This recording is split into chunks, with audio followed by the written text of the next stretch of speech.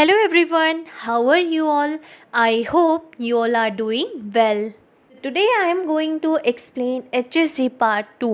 Let's get started. Points to be discussed in this lecture. इस lecture में जो हम पॉइंट डिस्कस करेंगे वो है ideal time of HSG procedure, technique, filming technique, after care, complication. Firstly I will talk about ideal time of procedure. इस procedure का ideal time कब होता है? 8 से 10 दिन मेंस्ट्रुअल साइकिल के, क्योंकि अगर हम इससे पहले करते हैं तो ओवरसाइट अंडरगोज मायोसिस होते हैं। मायोसिस मीन्स एक special type of cell division होता है। दैट मीन्स कि उससे पहले ओवरी में जो सेल्स होते हैं वो एक ओवम बनाने के लिए अंडरगोज मायोटिक डिवीज़न होते हैं। क्यों? दैट मीन्स ओवम फॉर्म करने के लिए सेल डिवीज़न होता है।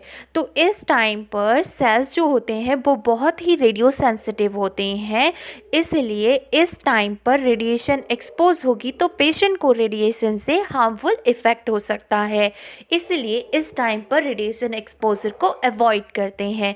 फॉर एग्ज़ाम्पल, अगर किसी पेशेंट का मेंस्ट्रुअल साइकिल रेगुलर है, दैट मीन्स कि 28 डेज़ का है, तो पेशेंट का आइडियल टाइम प्रोसीजर 8 से 10 डे का अपॉइंट किया जा सकता है।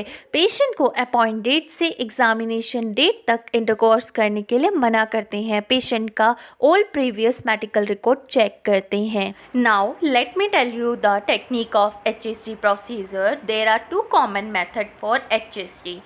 2 मेथड में हम HSG प्रोसीजर परफॉर्म कर सकते हैं। फर्स्ट मेथड है कैनुला का यूज़ करके, सेकंड मेथड है फोलिक कैथेटर का यूज़ करके।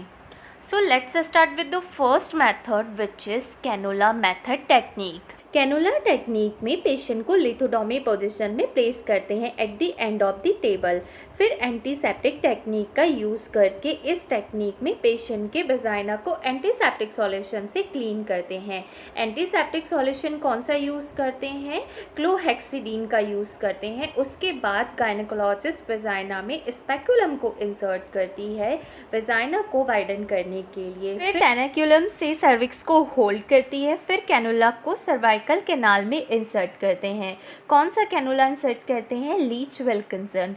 फिर फ्लोरोस्कोपी में देखते हैं। कैनुला इंसर्ट करने के बाद स्पेकुलम को रिमूव करते हैं। फिर पेशेंट को सुपाइन पोजीशन में लिटा देते हैं या फिर head down feet up position में लिटा देते हैं, जिसको ट्रिलेंडी वर्क पोजीशन बोलते हैं। फिर under the fluoroscopy contrast media inject करते हैं और इंजेक्ट करने से पहले उसमें जो भी एयर बबल्स होंगे उनको निकाल देंगे, क्योंकि अगर एयर बबल्स नहीं निकालेंगे तो क्या होगा? एयर बबल्स अंदर जाएंगे तो उनका जो अपीयरेंस होगा वो पॉलिप जैसा होगा, इससे मिसडायग्नोस होगा और रॉन्ग रिजल्ट मिलेगा। तो इसलिए कॉन्ट्रास्ट मीडिया इंजेक्ट करने से पहले कैनुला से एयर बबल्स निकालते हैं। अंडर फ्लोरोस्कोपी कंट्रोल गाइडेंस 5 से 10 ml कॉन्ट्रास्ट मीडिया इंजेक्ट करते हैं। फिर यूट्रस देखते हैं। उसके बाद पेरिटोनियल स्पिल देखते हैं। इसमें सारा कॉन्ट्रास्ट फैलोपियन ट्यूब से ओवरीज में आ जाता है। वहाँ पर कॉन्ट्रास्ट नीचे की साइड दिखाई देता है, उसको बोलते हैं वाटरफॉल साइन। फिर कॉन्ट्रास्ट मीडिया को स्लोली इंजेक्ट करते हैं जब तक कॉन्ट्रास्ट मीडिया फैलोपियन ट्यूब में फिल नहीं हो जाता और कॉन्ट्रास्ट मीडिया स्पिल नहीं हो जाता पेरिटोनियल कैविटी में। Now come to the next technique which is Foley catheter. Foley catheter में पेशेंट को लिथोडोमी पोजीशन में प्लेस करते हैं at the end of the table. फिर एंटीसेप्टिक टेक्निक का यूज़ करते हैं। इस टेक्निक में पेशेंट के वजाइना को एंटीसेप्टिक सॉल्यूशन से क्लीन करते हैं। एंटीसेप्टिक सॉल्यूशन कौन सा यूज़ करते हैं? क्लोहेक्सिडीन का यूज़ करते हैं।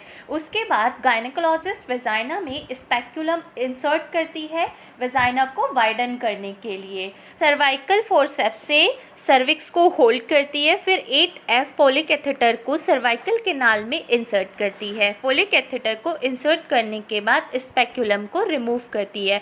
फिर पेशेंट को सुपाइन पोजीशन में प्लेस करती है या फिर हेड अप और फीट डाउन पोजीशन में प्लेस करती हैं। फिर कैथेटर में जो बैलून वाला पार्ट होता है उसको इन्फ्लेट करेंगे 10 से 15 ml नॉर्मल सलाइन डालकर। फिर under the fluoroscopy guidance contrast media inject करते हैं। इन दोनों टेक्निक्स में जो ये डिफरेंस है वो ये है कि कैनुला टेक्निक में लीच विल्किंसन कैनुला का यूज़ करते हैं, जबकि फोलिक कैथेटर टेक्निक में फोलिक कैथेटर का यूज़ करते हैं। ये सारे इक्विपमेंट्स हैं जिनके थ्रू HSG प्रोसीजर परफॉर्म करते हैं।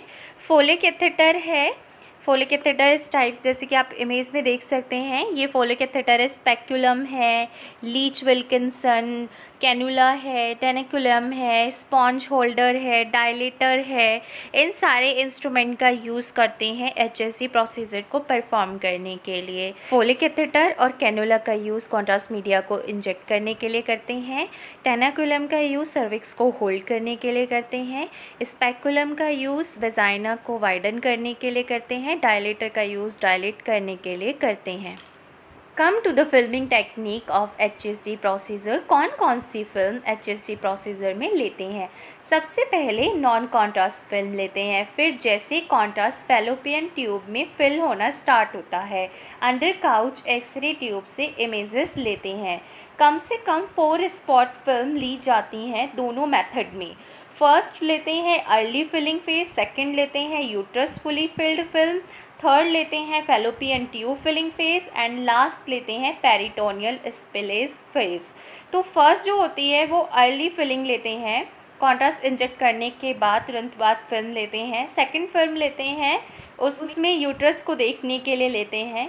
थर्ड फिल्म लेते हैं फैलोपियन ट्यूब को देखने के लिए एंड लास्ट फिल्म लेते हैं पेरिटोनियल स्पिल को देखने के लिए। प्रोसीजर के कंप्लीट होने के बाद after the completion of procedure cannula और कैथेटर को रिमूव कर देते हैं। Now let's talk about the after care of HSG procedure. Patient को डिस्चार्ज करने से पहले ये मेक श्योर कर लेना चाहिए कि पेशेंट कंफर्टेबल है या नहीं है, या फिर उसको ज़्यादा ब्लीडिंग तो नहीं हो रही है। अगर पेशेंट कंफर्टेबल फील कर रही है और कोई प्रॉब्लम नहीं हो रही है तो पेशेंट को जाने के लिए बोल देते हैं। पेशेंट को इन्फॉर्म कर देते हैं कि 2 से 3 दिन तक ब्लीडिंग हो सकती है। वैसे तो कॉमनली 2 से 3 दिन तक ही ब्लीडिंग होती है, बट किसी किसी पेशेंट को 2 वीक तक भी ब्लीडिंग हो सकती है और पेशेंट को एंटीबायोटिक देते हैं ताकि पेशेंट को इन्फेक्शन ना हो। HSG प्रोसीजर परफॉर्म करने से पेशेंट को क्या क्या कॉम्प्लिकेशन हो सकती हैं? पेन में अगर at the following times procedure करते टाइम पर पेशेंट को बहुत ज़्यादा सीवियर पेन हो सकता है। टेनिकुलम से जब सर्विक्स को होल्ड करते हैं तो उस टाइम पे पेशेंट को पेन हो सकता है। कैनुला और कैथेटर के इंसर्जन के टाइम पर भी पेशेंट को पेन हो सकता है। इसको डिस्टेंड कर रहे हैं तब भी पेन हो सकता है, या फिर जब कॉन्ट्रास्ट मीडिया इंजेक्ट करते हैं तब भी एब्डोमिनल एरिया में पेशेंट को डिस्कम्फर्ट हो सकता है। जब इंस्ट्रूमेंट इंसर्ट करते हैं तो पेशेंट को उससे ट्रॉमा हो सकता है। अगर कैनुला को फोर्सफुली इंसर्ट करते हैं तब पेशेंट को परफोरेशन हो सकता है। पेल्विक इन्फेक्शन हो सकता है। अगर इक्विपमेंट्स प्रॉपरली स्टरलाइज नहीं होंगे तब पेशेंट को इन्फेक्शन हो सकता है, पेल्विक इन्फेक्शन। इसलिए इक्विपमेंट्स को प्रॉपरली स्टरलाइज करना चाहिए प्रोसीजर परफॉर्म करने से पहले। कॉन्ट्रास्ट मीडिया की वजह से पेशेंट को एलर्जी हो सकती है। ड्यू टू टेक्निक क्या क्या कॉम्प्लिकेशन हो सकती हैं? टेक्निक की वजह से एब्डोमिनल डिस्कम्फर्ट हो सकता है, ब्लीडिंग हो सकती है, इन्फेक्शन हो सकता है पेशेंट को, यूट्रस में परफोरेशन हो सकती है, प्रेगनेंसी इरिटेशन हो सकता है। ये सारी प्रॉब्लम हो सकती हैं टेक्निक को परफॉर्म करने से। इंटरप्रेट और डायग्नोस करने के लिए इस स्टडी को 3 पार्ट में डिवाइड करते हैं। This study is divided into 3 parts. The first part of image study is endocervix, second uterine cavity, third tubal lumen patency.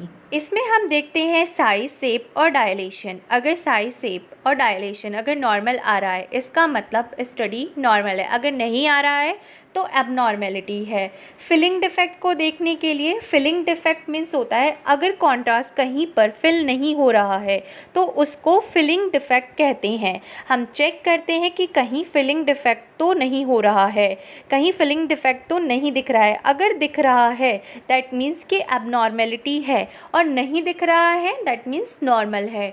वोडर्स को चेक करने के लिए, वोडर्स को देखने के लिए कि कोई इरेगुलरिटी तो नहीं है। स्प्लेस को देखने के लिए और कलेक्शन ऑफ कॉन्ट्रास्ट मीडिया को देखने के लिए। That's all for today. I think this video is useful for you. Thank you.